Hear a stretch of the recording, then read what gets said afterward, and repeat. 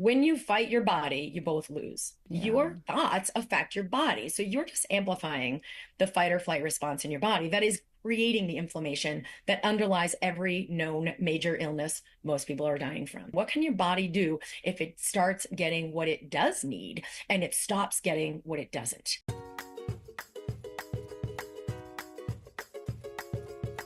Hey, Heal Squad. Good morning.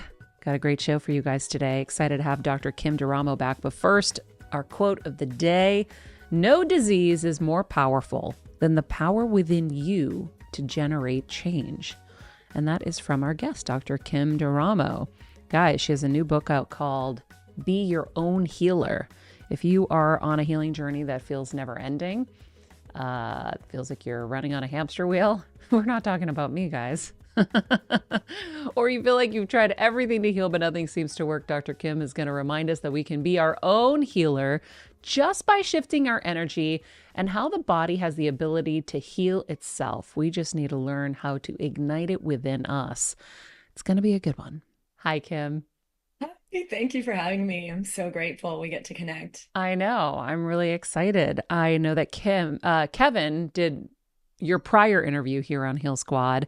But I'm excited to chat with you because I think one of the biggest things that I run into that's really hard to overcome is the fear of trusting yourself to be your own healer, to be the CEO of your health, to make decisions that are out of the norm.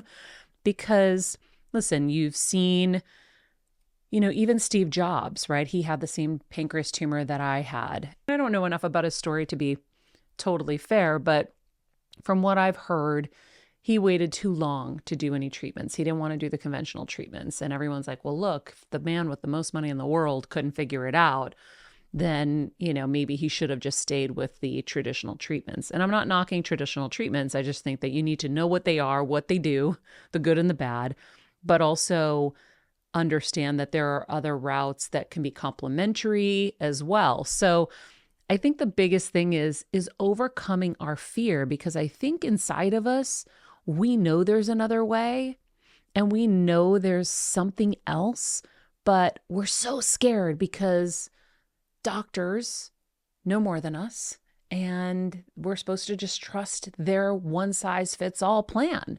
And really it is one size fits all. So how do you teach people in this book, which I know I wrote the foreword, but for everybody else, how do you teach people to be their own healer, and how do you get rid of that fear, or do you get rid of it? The most important thing is to have an inner connection for really listening. It is really important to notice that fear, because when we're living in fear, it's actually creating that inflammatory cascade in our body, which is exactly what we're trying to reverse. So, how do we listen from a space of truth to the wisdom in our body? Because our body does have that wisdom. This is where we will connect with the wisdom. We might have an innate sense or a gut feeling or like an intuitive knowing, but a lot of times it will just come through a resonance. Like we hear someone say something and there's just this knowing, like ding, ding, ding, ding, ding, that is true for me. But it's really about the courage to follow that truth, Mm-hmm. because, like you said, we have all these ideas about, geez, if that's the convention, it must be because it's the best, which actually hasn't really shown to be true. And there isn't really anything traditional about that conventional medical system. In fact, there are many, many other traditions that are thousands and thousands of years old of how to tune into the body and diagnose the body, how to know what's really going on and what will benefit the body in healing. But we ourselves individually can begin to connect that just by dropping into our body, feeling our body, creating a new connection within ourselves. And so, like, the first thing we might feel when we do that is all of the fear. And this is a major thing I've done to assist people in healing, is actually breathe to release the fear first, because that's when you get to your clarity. That's a really great tip. I'm going to remind the audience, by the way, that Dr. Kim attended osteopathic medical school. She went on to become a board certified emergency medicine physician. So you are trained in a multitude of skills. I just want to make sure everybody understands that. Um, when people say drop into your body and feel your body, most of us have no fucking clue how to do that. How do you do that? The easiest way is to start with the physical. And so, even just touching your body to bring physical sensation, feel your butt on the seat, feel your feet on the floor. You could, tap your body, you can touch your body skin on skin. That's going to increase your brain's circuitry, paying attention to that sensation. Yeah, a lot of us, we block it out. Like, let me just get on with my life. This is just an inconvenience. We block out our physical, mental, and emotional body.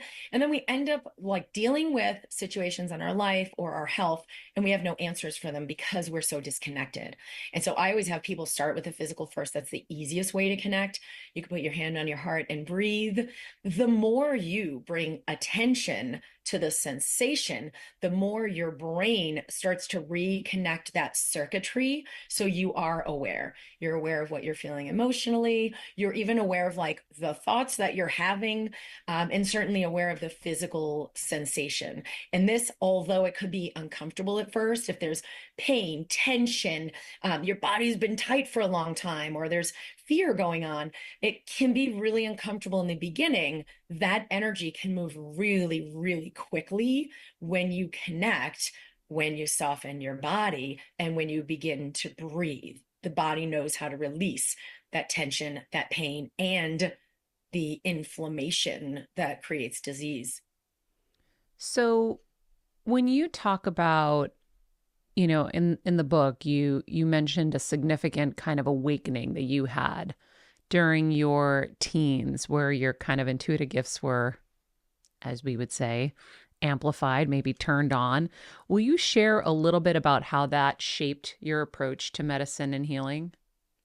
I really began to witness how my thoughts affected my body. Like, I'd lie awake in bed and my body be relaxed. And then I'd start thinking about particular things that were stressful for me. And all of a sudden, my body would like tense and jump, like it was jumping right out of the bed. And I thought, this is really fascinating. What is going on? And I'd try it over and over and test it back and forth. My body would instantaneously respond to those stress thoughts. So this was really curious. I also had a lot of the ability to sense other people's emotions. I could feel what they were thinking, what they were feeling, even if they didn't. This was kind of confusing because I just assumed they knew what was going on in their body. Maybe they're just lying to me. Yeah, everything's fine. I don't know what you're talking about. And I'd be really perplexed. And I realized before very long, like, they actually don't know. They are really disconnecting from their own emotions, from their own thoughts, from their true motives of why they're doing a certain behavior. But for me, it was clear as day.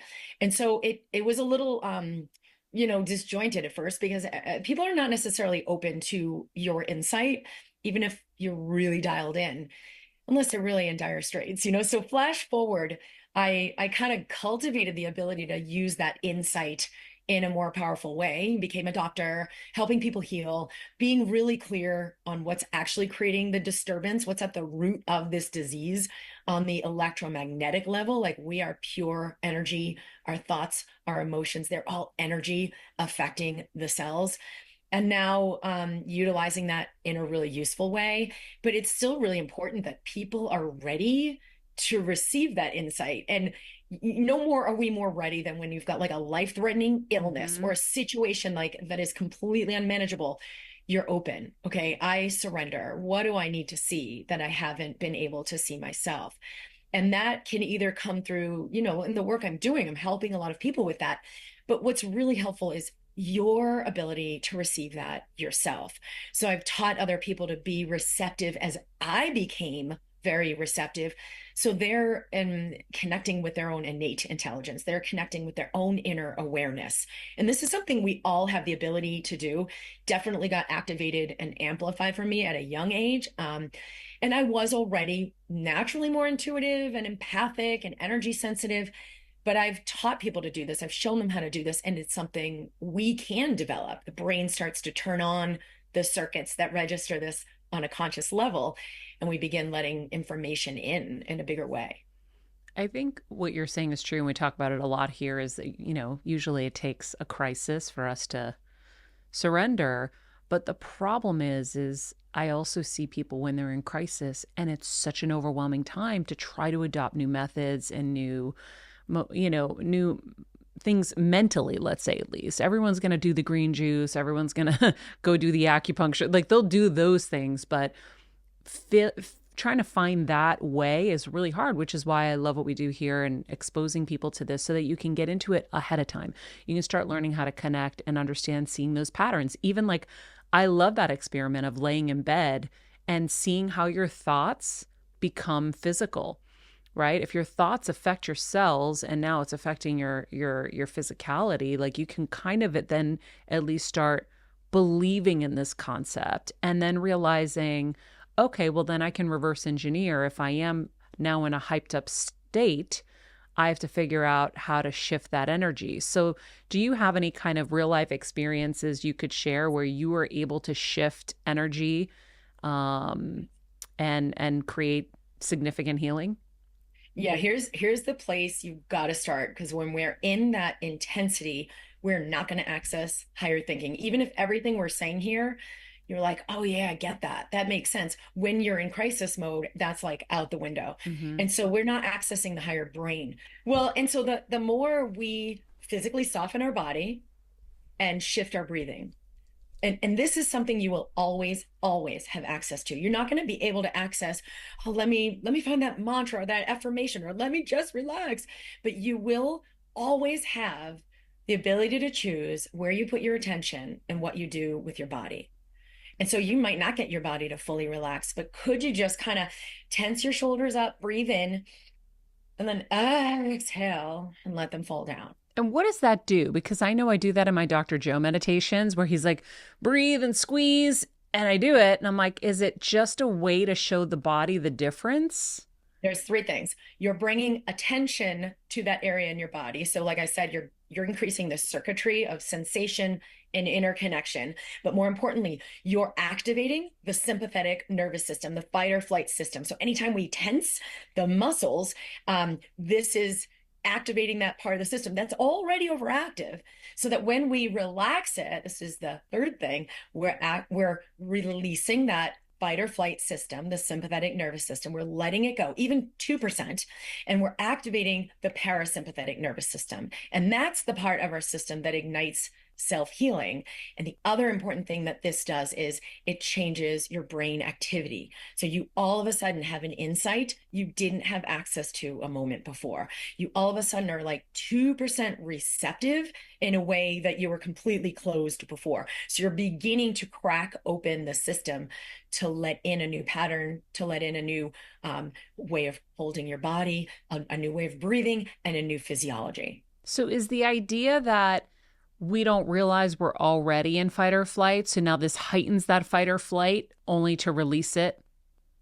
Yes. Yes. And so Oh, like that's so contracting the cool. muscles, like, okay, here we go. Let me just max out on what I'm already trying to do so that now I can allow it to turn off. And you will have an enhanced relaxation after you've done the tightening, especially in the neck and shoulders, because a lot of the sympathetic nervous system is like located and coming out in this area. It's all along the thoracic spine. So you take that big deep breath in, it's activating and amplifying, which is kind of what the body's trying to direction it's trying to go, and then it's letting it actually release in a way you couldn't just soften and release before. Well, my parasympathetic system really loves a great deal at Macy's. So I'm going to take a moment to let everybody know Black Friday is almost here, friends. Macy's has these deals you will not want to miss, whether you're looking to score big on holiday gifts. Oh my gosh, the holidays are upon us. Or treat yourself to something special. Macy's is the place to be this Black Friday. From must-have fashion to home essentials, you can save big on your favorite brands with unbeatable prices. Shop online at Macys.com or head to your local store to grab the best deals of the year. But hurry, because these deals will not last long, and you don't want to miss out on the biggest shopping event of the season. See what I'm picking up in my wish list that is inside the podcast description.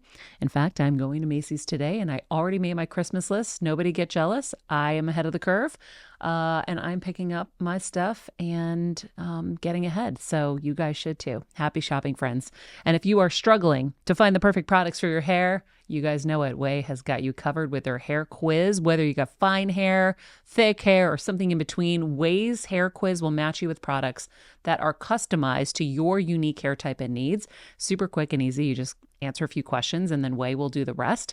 I've used it myself and it is a game changer, guys. Head to theway.com, TheOuai.com. Take the quiz, discover the routine that's right for your hair, and don't forget, use the Heal Squad code for 15% off your first order.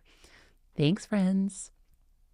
Okay, what was your shift that led to significant healing? So when I was in medical school, what you focus on expands. Your cells really are listening to what you put your attention toward. And all day we're studying pathology and disease and everything that can go wrong in the body. And of course, like my body being super empathic, picked up and started manifesting the symptoms from every disease, like every organ system we were in. I started having heart palpitations. I went to the doctor and they found a heart murmur. Never been there before. They found there was something wrong with your valve. I'm like, oh my gosh. And it wasn't until we got to like the gastrointestinal system. And now I'm super constipated. And nothing I did worked. I finally called my mother. She's very intuitive too. And I said, Mom, what do I do? And so she's like, well, did you try this? And did you try this? I'm like, yeah. She's like, well, Kim, I don't know. You're the one in medical school. Aren't there other doctors there that you could ask? And I'm like, actually, yeah. And the ones who are here this week are actually in the gastrointestinal system. And that's when the light bulb went off, right? So, like, joint pain in the musculoskeletal system. I developed a freaking heart murmur and a valve problem in the cardiovascular system. And just kept like dealing with this stuff. Finally, I realized, oh my gosh, my brain is being entrained to create these symptoms and actual disease in my body. I cleared the valve issue, do not have a heart murmur or a valve problem anymore. How did you clear that? Well, so it just like the nocebo, where like you focus on the negative in your body. First of all, it affects your stress hormone levels, it affects your brain functioning, it increases inflammation in your body, and yes, it will create physical disease. I developed rheumatoid arthritis. So they found all the labs with like all of the factors that go along with rheumatoid arthritis. That was reversed. The cardiovascular, right? So nocebo is going to create the unwanted. But just like that, you have like the placebo where you actually can create a positive effect in your body. And not only do you think that you feel better, you actually shift your physiology. So it's no longer generating the stress hormones and the biochemicals that led to that inflammatory disorder and the autoimmune disorder and the, arthritic disease, rheumatoid arthritis. Same thing with the cardiovascular. And so I didn't have a system I could have explained at the time, but I basically put my attention into the heart, and there was a lot of fear, and I would just send peace. It's okay for me to heal. It's okay for my body to let go of everything we learned, because I knew this was in the mind somehow, to let go of everything I think about this, to let go of all the fear. And I would just check in with my body, it's okay to be healthy, and send like a harmonic frequency, which is just, I love you. Like I said, I didn't verbally say that. I just sent good vibes. I sent the energy of peace because I would tune in. I would feel my fear. I would feel which is like going to create inflammation. And I would literally override that. It's okay for me to be at peace. When I had the severe arthritis, like I could not run anywhere. They told me I'd never run again. I'd be on medications for the rest of my life. I was fatigued all the time. I literally told my body, I'm incredibly powerful and strong. I'm healthy, powerful, and strong. And every time I would feel the symptoms, I'd realize my body would go, oh no. There'd be this like excruciating back pain. There'd be this terrible knee pain and hip pain. I'd immediately become conscious. Oh, no. We can let that go. I'm powerfully healthy and strong. And so it wasn't just like a mantra, right? A mantra alone is really not going to do anything if you're still in fear. I'm healthy and strong. I'm healthy and strong. And you're trying to like fight the demon. I actually had to like ground into where I'm feeling this fear. Notice, whoa, there's a lot of fear. And I also feel powerless. Oh, it's still there. It's not working. And you're in pain too. I was in so much pain. And I also was really afraid that like I wouldn't be able to continue and become a doctor. They're like, you might get out, you might be out of the game here.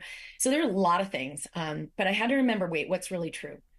And if we go to the heart, you could just tap on your heart. You could put your hand on your heart, bring your attention where your attention goes, your energy flows to that area. That's a very powerful electromagnetic center in your body, and it can literally override that fear response and the fear thoughts and the fear programming to let your body powerfully receive a new message, which is a resonance. It's a frequency that literally overrides the fear and stress physiology and creates healing.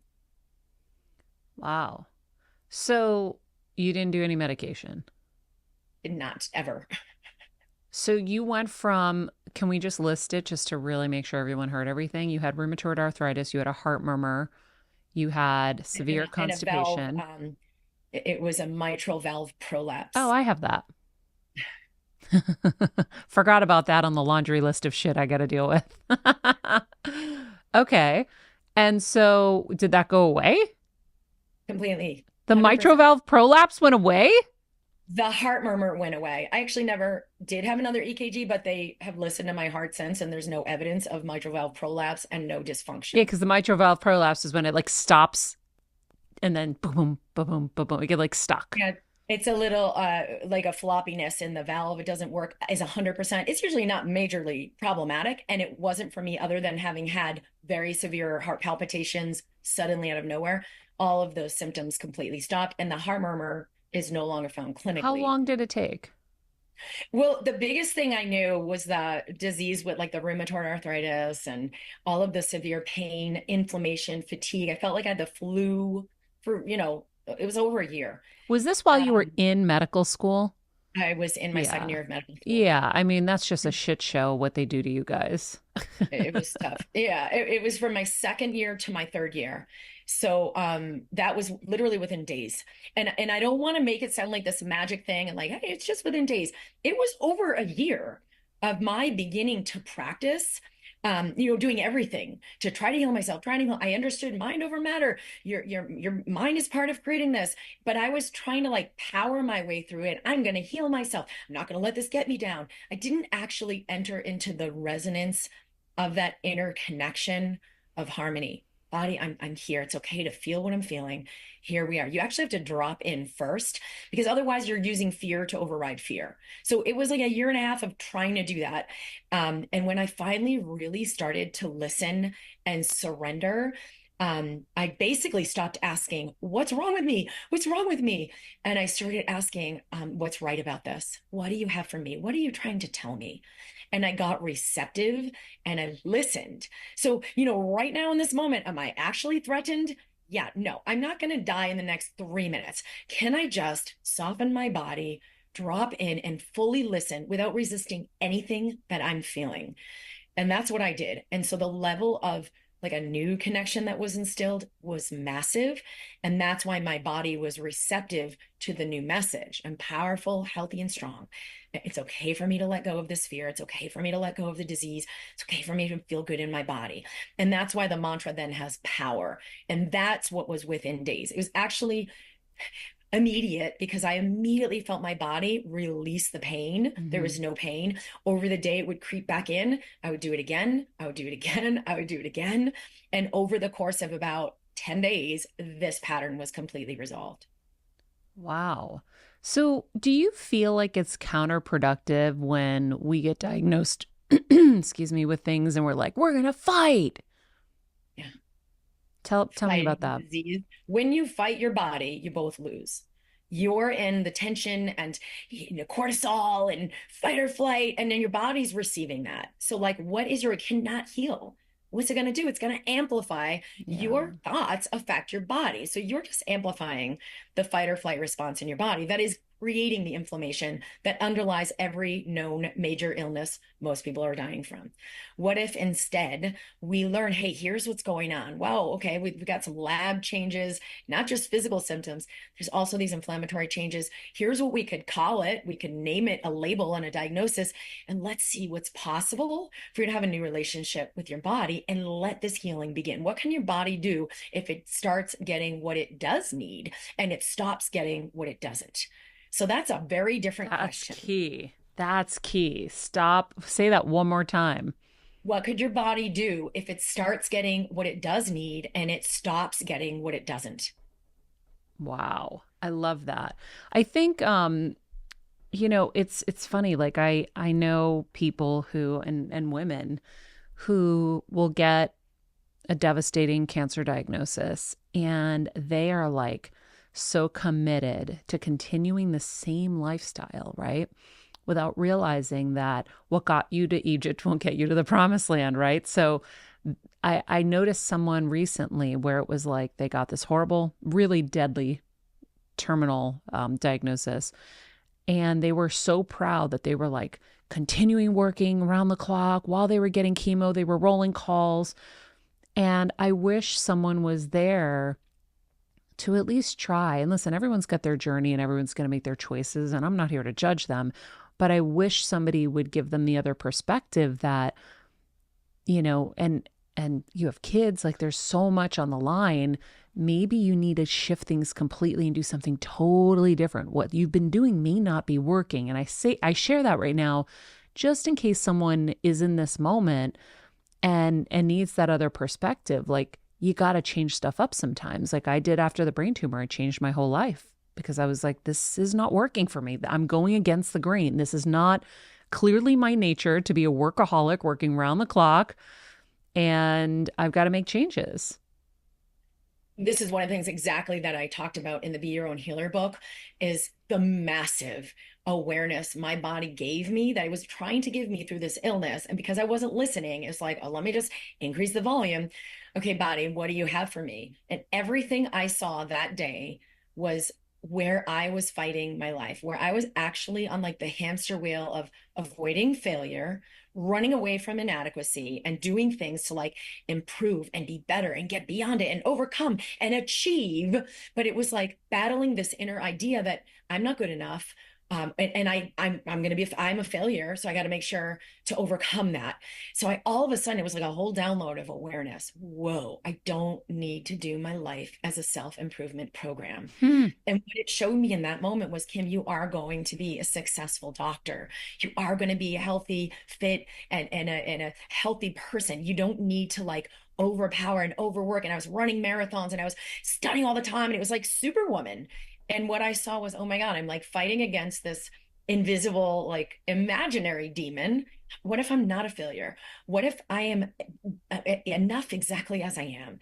And that following my natural trajectory, I am going to succeed because I like I'm inspired to be a doctor, not because I'm running from failure.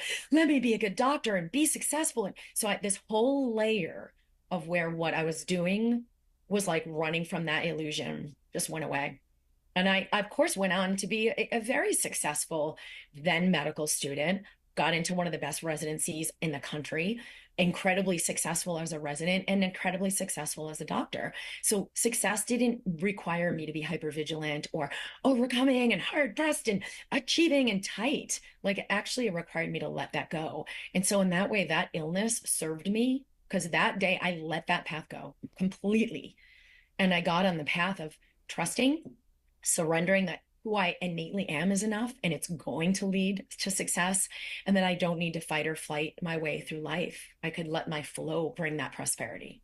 I love that. That's a great place to end. And I will say very quickly, it just sounds like you shifted from our masculine training, that we're trained to be so masculine to survive in this masculine world, into your feminine. And that's where your healing probably came. We can talk a little bit about that in part 2. But guys, we're going to leave that there for part 1.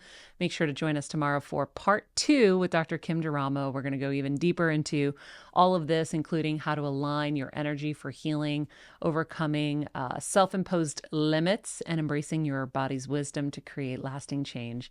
We'll see you guys back here tomorrow. In the meantime, be nice people, make good choices, and be present. Hey, Heal Squad. We have been on quite the journey together, and we're hearing from so many of you just how much this show is helping you heal and get better, and it makes us feel so good. We love, love, love it, and we just ask that you don't keep it to yourself. Spread the message and share the show or your favorite episode with your friends. And if you want to help us even more, you can leave us a 5-star rating and a comment on Apple Podcasts or Spotify, and follow us on Instagram at Heal Squad. You can also DM us anytime because we love connecting with you. And finally, you can also join us on Patreon for our monthly live heal events with world-class healers and ad-free episodes exclusive only to Patreon and our Super Heal Squad for as little as $10 a month. So go to patreon.com/Heal Squad to join. Getting better isn't easy, friends, but as I say all the time, it's a whole lot easier if we can do it together. We love you all so much, and we love doing this thing called life with you. This podcast and all related content published or distributed by or on behalf of Maria Menounos or MariaMenounos.com is for informational purposes only and may include information that is general in nature and that is not specific to you. Any information or opinions expressed or contained herein are not intended to serve as or replace medical advice, nor to diagnose, prescribe, or treat any disease, condition, illness, or injury, and you should consult the healthcare professional of your choice regarding all matters concerning your health, including before beginning any exercise, weight loss, or healthcare program. If you have or suspect you may have a healthcare emergency, please contact a qualified healthcare professional for treatment. Any information or opinions provided by a guest expert or host featured within website or on company's podcast are their own, not those of Maria Menounos or the company. Accordingly, Maria Menounos and the company cannot be responsible for any results or consequences or actions you may take based on information or opinions.